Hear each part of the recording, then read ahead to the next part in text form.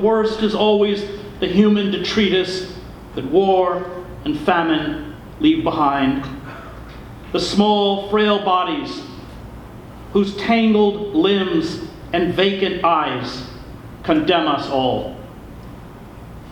The wealthy and the powerful, the ones behind the glass at Goldman Sachs, laughed and snapped pictures of us as if we were an odd lunchtime diversion from commodities trading, from hoarding and profit, from the collective sickness of money worship, as if we were creatures in a cage, which in fact we soon were.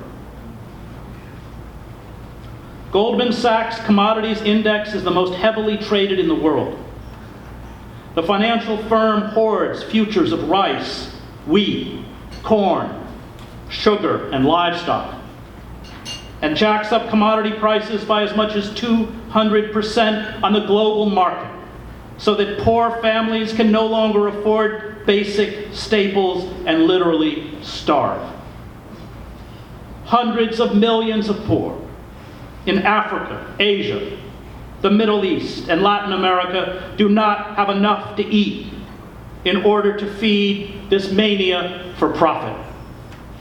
The technical jargon learned in business schools and on trading floors effectively masks the reality of what is happening. Murder. The cold, neutral words of business and commerce are designed to make systems operate, even systems of death, with a ruthless efficiency. The people behind the windows and those of us with arms locked in a circle on the concrete outside do not speak the same language. Profit, trade, speculation, globalization, war, national security. These are the words they use to justify the snuffing out of tiny lives, acts of radical evil.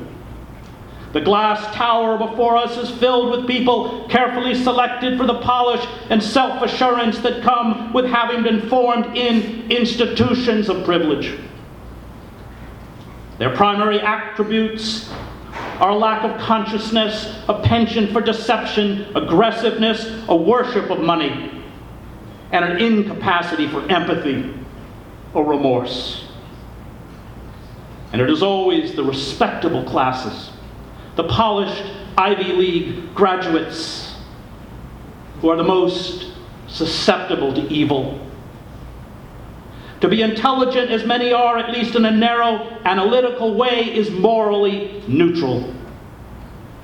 These respectable citizens are inculcated in their elitist ghettos with values and norms, including pious acts of charity used to justify their privilege, and a belief in the innate goodness of American power. They are trained to pay deference to systems of authority. They are taught to believe in their own goodness, unable to see or comprehend, or are perhaps indifferent to the cruelty inflicted on others by the exclusive systems they serve. And as norms change, as the world is steadily transformed by corporate forces into a small cobble of predators and a vast herd of human prey, these elites seamlessly replace one set of values with another. These elites obey the rules. They make the system work, and they are rewarded for this in return. They do not question. We seem to have lost not only all personal responsibility, but all capacity for personal judgment. Corporate culture absolves all of responsibility. This is part of its appeal. It relieves all from moral choice. There is an unequivocal acceptance of principles such as unregulated capitalism and globalization as a kind of natural law. The steady march of corporate capitalism requires a passive acceptance of new laws and demolished regulations, of bailouts in the trillions of dollars, and the systematic looting of public funds, of lies and deceits. The corporate culture epitomized by Goldman Sachs has seeped into our classrooms, our newsrooms, our entertainment systems, and our consciousness. This corporate culture has stripped us of the right to express ourselves outside of the narrow confines of the established political order. We are forced to surrender our voice. Corporate culture serves a faceless system. It is, as Hannah Arendt wrote, the rule of nobody, and for this very reason, perhaps the least human and most cruel form of rulership. Those who resist, the doubters, outcasts, artists, renegades, skeptics, rebels, rarely come from the elite. They ask different questions. They seek something else, a life of meaning. They have grasped Immanuel Kant's dictum, if justice perishes, human life on earth has lost its meaning. And in their search, they come to the conclusion that, as Socrates said, it is better to suffer wrong than do wrong. This conclusion makes a leap into the moral. It refuses to place a monetary value on human life. It acknowledges human life, indeed all life, as sacred. And this is why, as Arendt points out, the only morally reliable people are not those who say this is wrong or this should not be done, but those who say, I can't. The greatest evildoers are those who don't remember because they have never given thought to the matter, and without remembrance, nothing can hold them back, Arendt wrote. For human beings, thinking of past matters means moving in the dimension of depth, striking roots, and thus stabilizing ourselves so as not to be swept away by whatever may occur, the zeitgeist or history or simple temptation. The greatest evil is not radical. It has no roots, and because it has no roots, it has no limitations. It can go to unthinkable extremes and sweep over the whole world. There are streaks in my lungs,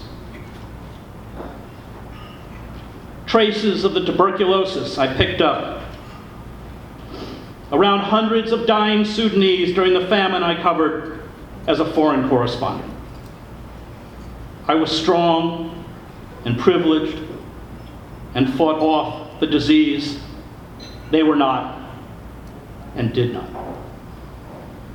The bodies, most of them children, were dumped into hastily dug mass graves. The scars I carry within me are the whispers of these dead. They are the faint marks of those who never had a chance to become men or women, to fall in love and have children of their own. I carried these scars to the doors of Goldman Sachs. I placed myself at the feet of these commodity traders to call for justice, because the dead and those dying in slums and refugee camps across the planet could not make the journey. I see their faces. They haunt me in the day. They come to me in the dark. They force me to remember, and they make me choose sides. Thank you.